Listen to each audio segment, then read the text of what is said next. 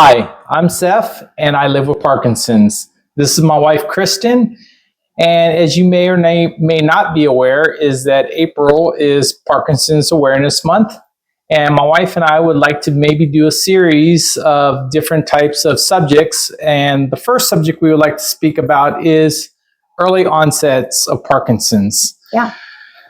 So, I'm going to let my wife speak the majority of this time because I wasn't really truly aware of any types of my symptoms. She noticed it years before I even really did. So go ahead. So if you're a spouse or a significant other or a caregiver of somebody with Parkinson's, you know that our perspective is so much different than theirs, right? Because we have eyes on them all the time. And so they don't see what we see 24/7. So when we say things like, hey, I noticed that this is happening, what is this? Or, you sound different, or you're walking a little bit different, it can come out to be, or it can be received as sort of a nagging thing, right? Yeah, I was always blowing everything off. And it's so frustrating because I'm like, no, I know what I'm seeing. I know what I'm seeing. He doesn't see it because he's like macho man. But I knew I was seeing something that was different. I knew that my husband was changing in a way, and it was frustrating to not get him to fully understand it or accept it anyway. So what do you think was the first symptoms that you actually saw? So this can go back to, it's a tricky question. It can go back to as early as, when were we in the apartment? Like 2000. Ooh, that's a good question. Don't ask me those questions. So early 2000s, he was doing this weird thing where he would act out his dreams, and not just a little bit, like not just tossing and turning, but like fully running in bed, or, full on punching, and this close calls some nights. Okay, so early 2000s then. Yeah, early 2000s. I noticed strange dreams, but often. It wasn't even like here and there. It was a lot, most nights. And then it was the enunciation of some words, which, we all come from different backgrounds. We all come from different places. So maybe that is why, like, he pronounced some words differently than me. So that one I kind of blew off. I knew about that one later on. And then I would say, what was the third one? I had a good one for a third. I know that you mentioned the tremors on my thumb, you were saying. Yeah, but that didn't come until years later. Yeah. There was a third thing that I wanted to mention. I don't remember. I'll think of it in a second. But I know that it was just like small things where we had no idea. I mean, Parkinson's wasn't even a topic of conversation at that time because we just thought that it was sort of quirky things that he was doing that I just fell in love with. So yeah, right. Okay. So so officially I got diagnosed in December 1st of 2021, and I was able to go get a DAT scan, which is not truly a true test for Parkinson's, but it's really the only thing that they believe is close enough to a test. I remember. Show. Okay. Loss of smell. That's what it was. That's was right. A big one. Yeah. So I never met anyone before who had loss of smell. And again, I didn't think that it actually was that. I just thought like, gosh, this guy is like congested all the time. Or I'll say, I smell something in the house, or is something burning? Don't you smell that? And he's like, no, you're making it up, or I don't smell anything, And that was so frustrating. Prior to COVID too. This was early 2000s. So then afterwards, what else do you remember? So then as the years went on, it was just the slightest little movement in your right, in his right thumb, just the tiniest little tremor.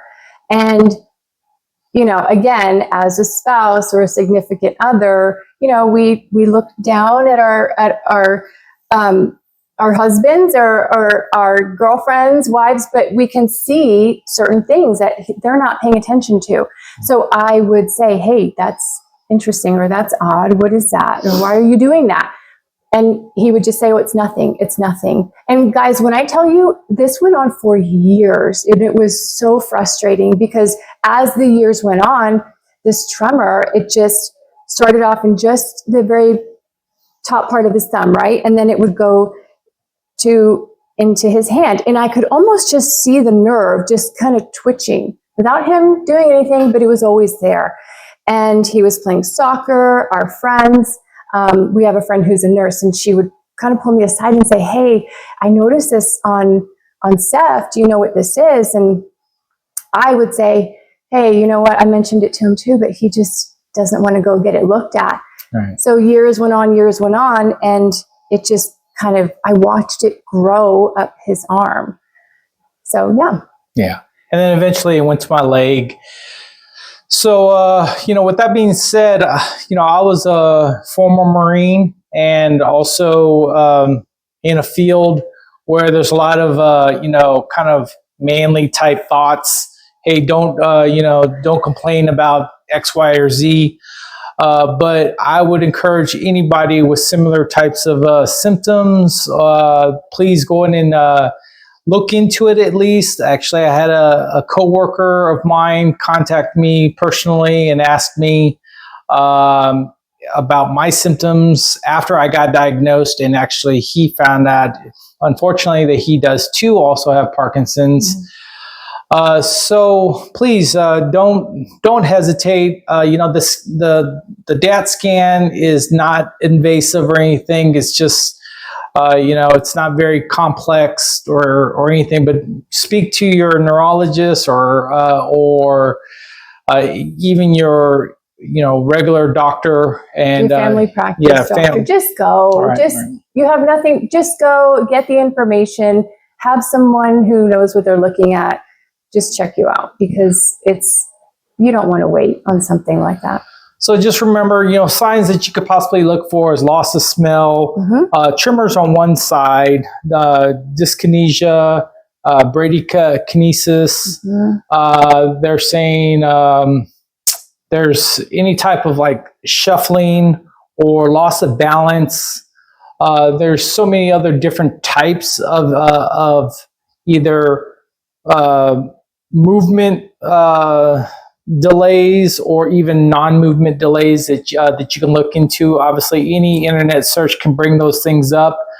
Can we talk about your lack of facial expressions? Yeah, that was a biggie. Yeah. So that one, she was always asking me, "What's wrong with you?" Yeah. Okay. So because I would walk into the room and he just looked mad, and I'm like, "Well, geez, what's his problem today?" Sorry, you can probably hear that.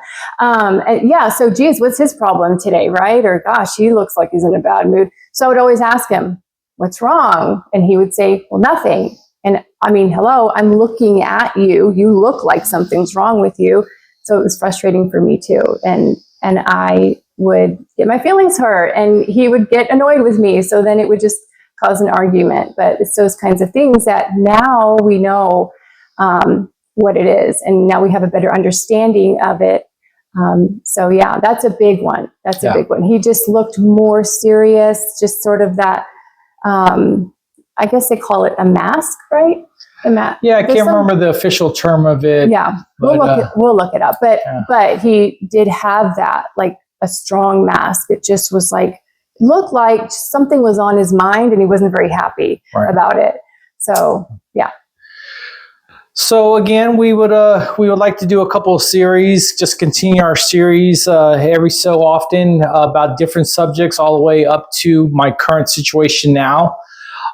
Please go and make any type of comments or like, comment, share, and subscribe, because we would love to do this more often from his perspective, and then also from my perspective. I think it's so important to have support and information from our side of things. Yes, definitely. And caregivers and family members that are dealing with patients like me or people like me, yeah, we definitely want to mention some of those things also that can probably possibly take away some of the pressure or some of the stress that they actually see. So there's a lot of different subjects that we would like to talk about for in the future. Yeah. So please make some comments and let us know what you would like to hear next. Thank you. Yes. We appreciate it. Bye. Bye. Good job.